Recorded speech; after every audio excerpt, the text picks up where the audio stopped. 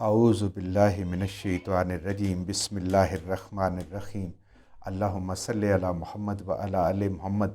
اللہ جل شانہ کا بے حساب کرم احسان اس ذات کا جس نے ایک دفعہ پھر قرآن مجید سمجھنے کے لیے یہاں پہ ہمیں اکٹھا کر دیا۔ آج ہم انشاءاللہ 5واں پارہ سورہ النساء کی آیت نمبر 42 سے اپنا سبق شروع کریں گے۔ اعوذ باللہ من الشیطان الرجیم بسم اللہ الرحمن الرحیم یا ایہا الذین آمنوا لا تقربوا الصلاۃ وانتم سکارا حتی تعلموا ما تقولون ولا جنبا الا عابری سبیلا حتی تغتسلوا۔ اللہ تعالیٰ یہ مدنی صورت ہے، اس میں حکم فرما رہے ہیں اب نماز کا حکم، نماز کی کچھ پابندیاں۔ یا ایھا الذین آمنوا، اے ایمان والو، کیونکہ نماز پڑھے گئی وہ جو ایمان والا ہے۔ جس کے اندر ایمان نہیں ہے، ایمان کی رتی بھی نہیں ہے، اس کو تو نماز کی پرواہ بھی نہیں ہو سکتی۔ تو اللہ تعالیٰ ان لوگوں کو خطاب کریں جو نماز پڑھتے ہیں، اور نماز پڑھتے کون ہیں؟ ایمان والے۔ جس کے اندر ایمان نہیں ہے، اس کا ایمان اس کو اٹھا کے اگر مسجد تک نہیں لے جاتا، مصلی تک نہیں لے کے جاتا، تو اس کے ایمان کو اپنے ایمان کی خیر منانی چاہیے۔ تو اے ایمان والو لا تقربوا الصلاۃ، نماز کے قریب بھی مت جانا، نماز کے قریب بھی مت جانا۔ وَأَنْتُمْ سُكَارَىٰ، جب تم اپنے ہوش و حواس میں نے، سکارا کہتے ہیں سکرات، سکر کی حالت کہ جب انسان اپنے ہوش و حواس میں نہیں ہوتا، نہ وہ صحیح سن سکتا ہے، نہ وہ صحیح دیکھ سکتا ہے، اور نہ وہ صحیح بول سکتا ہے، اور نہ کچھ بات وہ سمجھ سکتا ہے۔ ایسی حالت میں، اور عام طور پہ یہ حالت نشے کی صورت میں ہوتی ہے کہ جب انسان کسی بھی نشہ کر لیتا ہے تو اس کی یہ کیفیت ہو جاتی ہے کہ اس کو سنائی بھی صحیح نہیں دیتا، اس کو دکھائی بھی صحیح نہیں دیتا، بول بھی نہیں سکتا، اور وہ کوئی چیز سمجھ بھی نہیں سکتا۔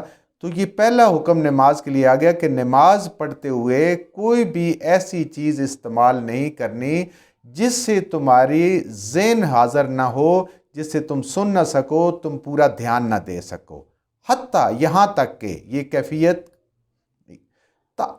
تعلموا، کہ تم جان لو، تمہیں علم ہو جائے۔ یعنی اس وقت تک انتظار کرے، اگر ایسی کیفیت ہو جاتی ہے، کسی حلال چیز سے بھی ہو جاتی ہے، تب بھی حرام تو ویسے ہی حرام ہے، منع ہے، اس کے بعد ابھی شراب کی حرمت نہیں آئی، یہ شراب کی طرف ہی زیادہ دلالت کرتی ہے۔ تو وہ جب تک کہ تمہیں بات سمجھ نہ آ جائے، یہاں پہ مفسرین یہ کہتے ہیں، علماء فرماتے ہیں کہ اس کا دوسرا مطلب یہ نکلتا ہے کہ نماز کے معنی اور مطالب جب تک آپ کو سمجھ نہ آئے، آپ کی نماز کی وہ کیفیت ہو ہی نہیں سکتی جو اللہ کو چاہیے۔ وَمَا تَقُولُونَ، اور جو کچھ تم کہہ رہے ہو، منہ سے بول رہے ہو، اس کے تمہیں سمجھ ہونے چاہیے۔ اللہ کی تعریف کر رہے ہو، سورہ فاتحہ پڑھ رہے ہو، تسبیحات کر رہے ہو، اللہ سے دعائیں مانگ رہے ہو، یہ تمہیں پتہ ہونی چاہیے۔ وَلَا جُنُبًا إِلَّا عَابِرِي، اور نہ نماز کے پاس جاؤ کہ تب تم جنبی ہو، یعنی تمہیں غسل کی ضرورت ہے۔ إِلَّا عَابِرِ السَّبِيلِ، تم جب اس کے حالت میں ہو، تمہیں غسل تمہارے اوپر فرض ہو۔ حتیٰ تغتسلوا، یہاں تک کہ نہا لو، نہا کے اپنے آپ کو پاک صاف کر لو، تو پھر نماز کے پاس جاؤ۔ دو حکم ہو گئے، یعنی سکارا کی حالت میں نماز جب سمجھ نہ آ رہی ہو، اور جب غسل انسان پہ فرض ہو۔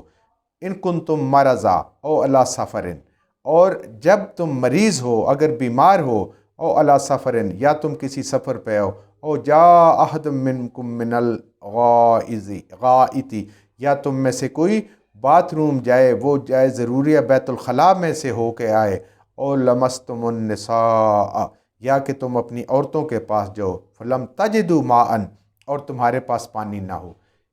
اب یہ دیکھیں کتنے احکامات اکٹھے آ رہے ہیں کہ نشے کی حالت میں جب سمجھ نہیں آ رہی، اس پوزیشن میں نماز کے نہیں پڑھنا، اگر غسل فرض ہے نماز نہیں پڑھنی جب تک کہ پاک صاف نہ ہو جاؤ، اور اگر انسان سفر میں ہے، یا وہ واش روم سے ہو کے آیا ہے، اس نے رفع حاجت کے بعد، یا اس نے اپنی بیوی کے پاس گیا ہے، تو وہ پانی نہیں ملتا، اب اگر ایسی صورت میں ہو جائے تو اللہ تعالیٰ ایک آسانی فرما رہے ہیں، فلم تجدوا، پس نہ پاؤ، ماء پانی، فتیمموا صعیداً، تو پس تم تیمم کر لو، صعیداً مٹی سے، طیباً پاکیزہ، جو دیکھنے میں پاک نظر آ رہی ہے، اس مٹی سے تم تیمم کر لو۔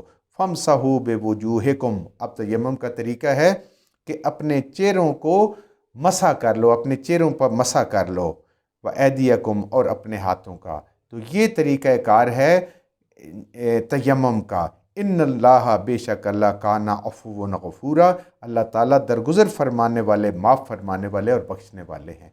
ये तयम्मुम जब इन सूरतों में इंसान हो कि पानी न मिल रहा हो और उसको वज़ू करने की ज़रूरत पड़े या गुस्ल करने की ज़रूरत पड़े, तो एक ही तयम्मुम से गुस्ल भी हो जाता है, वज़ू भी हो जाता है। और तयम्मुम के दो ही फ़र्ज़ हैं कि एक, अपने पूरे के पूरे चेहरे को, कोई जगह भी ऐसी खाली ना हो जिस पे इंसान पूरे चेहरे पे हाथ फेर ले, और अपने दोनों हाथ की जो है वो इस उंगली से शुरू होकर इस कोनी समेत इन सब के ऊपर हाथ फेरना है। और मुंह का वही हिस्सा चेहरा कि इंसान के माथे से शुरू होकर इस ठोड़ी के नीचे तक, इस कान की लो से इस कान की लो तक, इसी तरीके से आंखों बंद करके उनके ऊपर भी हाथ जाए, इंसान के नाक पे ऐसे करता हुआ वो सारा इंसान अपने चेहरे पे फेर ले, तो ये गुस्ल भी हो जाता है और वज़ू भी इसके साथ हो जाता है। अल्लाह ताला ने कितनी आसानी फरमाई, क्योंकि अल्लाह ताला माफ़ करने वाले, दरगुज़र करने वाले और बख्शने वाले ज़ात हैं।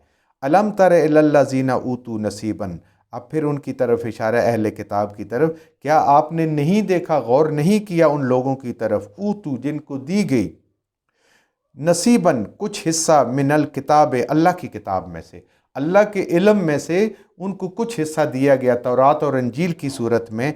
यश्तरून ज़लालता, तो वो ख़रीदते हैं गुमराही।